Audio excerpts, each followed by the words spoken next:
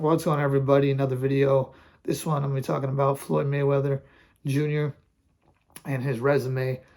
A lot of people, they bring up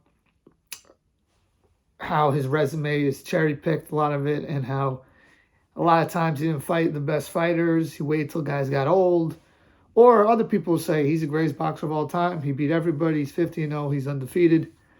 That kind of thing. So I'm going to do a very thorough evaluation of his resume from the beginning to the end of it. Now, I think Floyd Mayweather is one of the greatest boxers in history. I think he's beaten more world champions than anybody in history.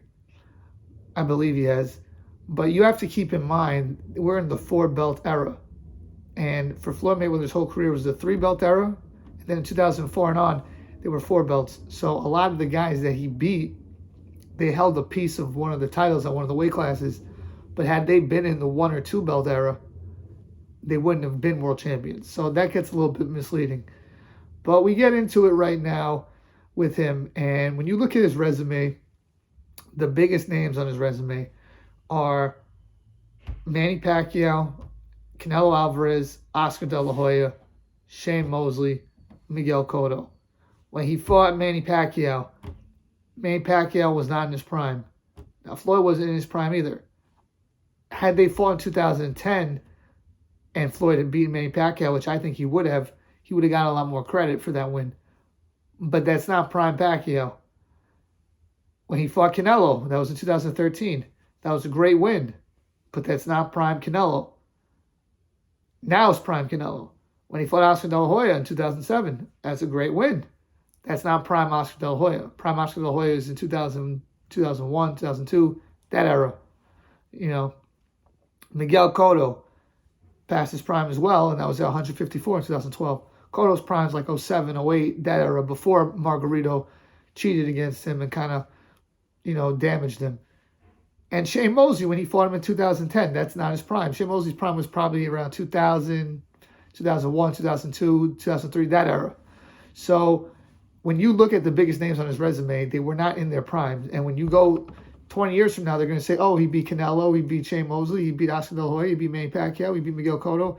And it's like, yeah, he did, but they weren't in their primes when he beat them.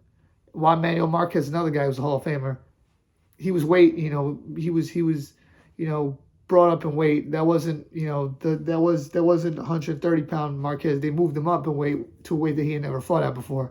So that's a cherry pick. I don't count that as a big time win. Now, it's not Floyd's fault that these guys were out of their prime, because in all those cases, besides for Pacquiao, when those fighters were in their primes, they weren't in Floyd Mayweather's weight class even. Oscar De La Hoya, he was in his prime in the early 2000s. Floyd was a 130-pounder and 135-pounder, so they couldn't have fought. Shane Mosley, same thing.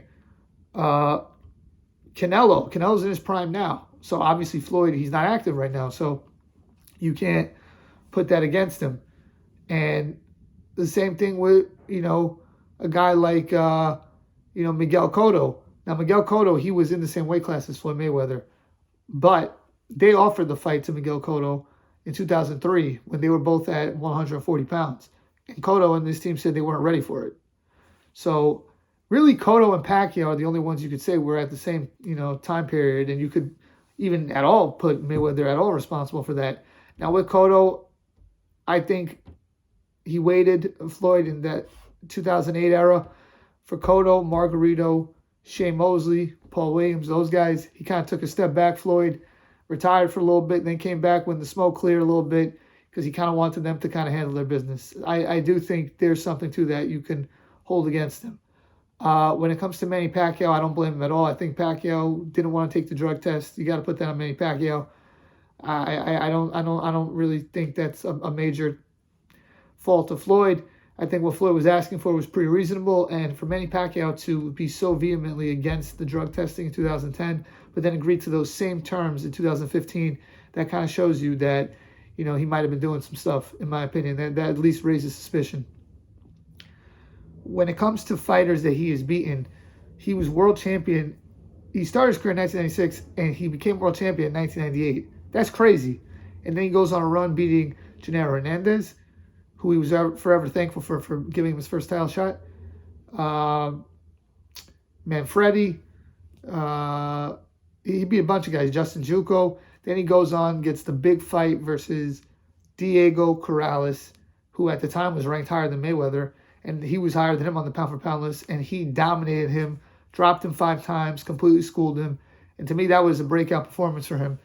And then he goes up in his first fight, going from 130 to 135, he fights the number 1 person at that weight, Jose Luis Castillo. I don't remember the last time someone's done that, where they moved up and immediately they fought the top guy at the weight class. Usually they get some tune-up fights, that kind of thing. He went right to the top guy. I can't think of the last time someone did that in boxing. He did it. And it was a very close fight, very debatable. He got the decision. Me, watching it on YouTube several times, I think it's either a draw or a Castillo win. I think Castillo really won that fight. That was one that you could argue Mayweather really lost that. But what did he do? He rematched Castillo, and he was still losing after 6 rounds versus Castillo. That just shows how difficult of a matchup Castillo was for him, and styles make fights. But then he took over in the second half of the fight and won. Dominated lightweight, goes to 140, dominates 140 with Arturo Gatti and Shambe Mitchell, Corley. Then he goes to 147, Zab Judah. Baldomir, who was undisputed, really, he beat Zab Judah, and he really dominated each weight class and generally fought people at the right time. Now, there were some fighters that he didn't fight. I want to address that. First one is Costa Tszyu. Costa Tszyu was with Showtime at the time. Mayweather was with HBO. Mayweather called out Costa Tszyu 3 straight times. Costa Tszyu was injured. He was inactive in 2003, 4. Then I think he came back in early 2005, fought Ricky Hatton, got knocked out, and then retired. So you can't really put that on Mayweather that he didn't fight Costa Tszyu. Another fighter that a lot of people bring up is Antonio Margarito. I think that's a guy that Floyd kind of did not really want to fight. I think you could say he did kind of duck him, but he was cheating. So we got to throw that in there.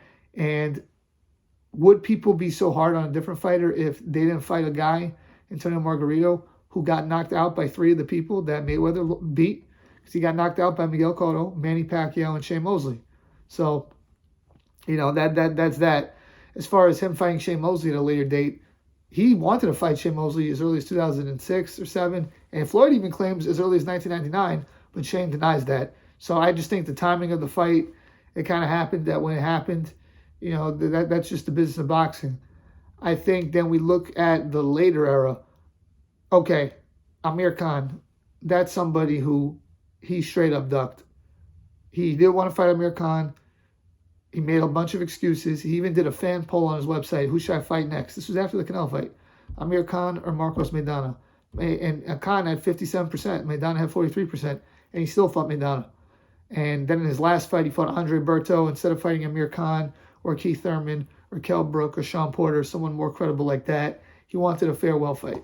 So for me, the only fighters you could say Floyd ducked are Antonio Margarito and Amir Khan. Regardless, he has a great resume, and he's not the first fighter to avoid somebody. And when you are in his position and you are undefeated, you have to do what's in the best interest of your brand and your business. And so much of his brand is never losing and being undefeated that if he did take a courageous fight versus someone like Antonio Margarito, or he took a tough stylistic match over someone like Amir Khan, and he lost, would people say, oh, wow, at least Floyd had the heart of a champion. He took a tough fight. He came up short, but he tried to, he tried, and we got to respect it. Or would they say, you know what, though? You're a loser. You lost. You're 49-1. Because that's what Larry Holmes did. He was 48-0, and then he lost to Michael Spinks. And Floyd probably saw that. He's like, I don't want to go out like that in my last fight versus, Andre Berto. I want to take an easy fight like Berto or Kareem Mayfield. So, to me, I think the overwhelming public would be more critical of Floyd if he had lost a fight to someone who was a tough opponent than if he did it like this and was undefeated, because people just value undefeated and they value it way too much. So that's my 2 cents about it. Floyd Mayweather has a great resume, and most of the time the fights were made at the right time. Towards the end, he started picking and choosing, but from the beginning of his career until the De La Hoya fight, he fought pretty much everyone that he was supposed to fight. Let me know what you guys think. Please like, share, comment, and subscribe. Peace.